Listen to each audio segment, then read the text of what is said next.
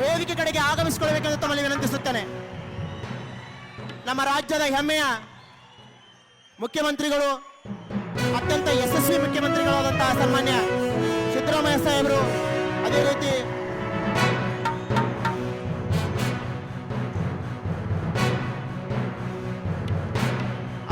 ಲೋಕೋಪಯೋಗಿ ಸಚಿವರು ಸನ್ಮಾನ್ಯ ಗಣೇಶಣ್ಣ ಹುಕ್ಕೇರಿ ಅವರು,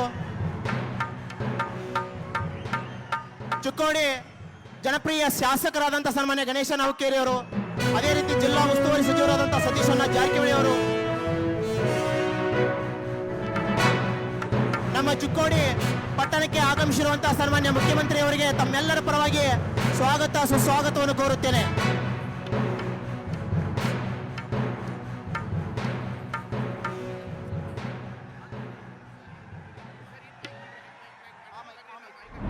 ಗೆ 100 ವರ್ಷ. ಆಗಸ್ಟ್ 1, 2024ರಿಂದ ಕಾರ್ಯಕ್ರಮಗಳು ಬೆಳಗಾವಿಯಿಂದ ಪ್ರಾರಂಭವಾಗಿವೆ. ಪರಮ ಪೂಜನೀಯ ರಾಷ್ಟ್ರೀಯ ಸ್ವಯಂ ಸೇವಕ ಸಂಘದ ಸಂಘ ಚಾಲಕರಾಗಿರುವಂಥ ಮೋಹನ್ ಜಿ ಭಾಗವತ್ ಅವರು ನಮ್ಮ ಕಾರ್ಯಕ್ರಮವನ್ನು ಉದ್ಘಾಟನೆಯನ್ನು ಮಾಡಿದರು. ಅದರ ನಂತರದಲ್ಲಿ ದೇಶದ ವಿವಿಧ ಭಾಗಗಳಲ್ಲಿ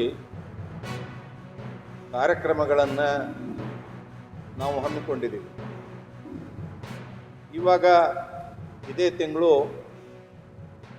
ಏಪ್ರಿಲ್ ತಿಂಗಳಲ್ಲಿ 24, 25, 26ರಂದು 3 ದಿವಸಗಳ ಕಾಲ ರಾಷ್ಟ್ರ ಸಂತರಾಗಿರುವಂತಹ ಪರಮ ಪೂಜನೀಯ ಶ್ರೀ ಗೋವಿಂದ ದೇವ್ ಗಿರಿಜಿ ಮಹಾರಾಜ್ ಅವರು ಬೆಳಗಾವಿಗೆ ನಮ್ಮ ಸಂಸ್ಥೆಗೆ ಆಗಮಿಸ್ತಾ ಇದ್ದಾರೆ.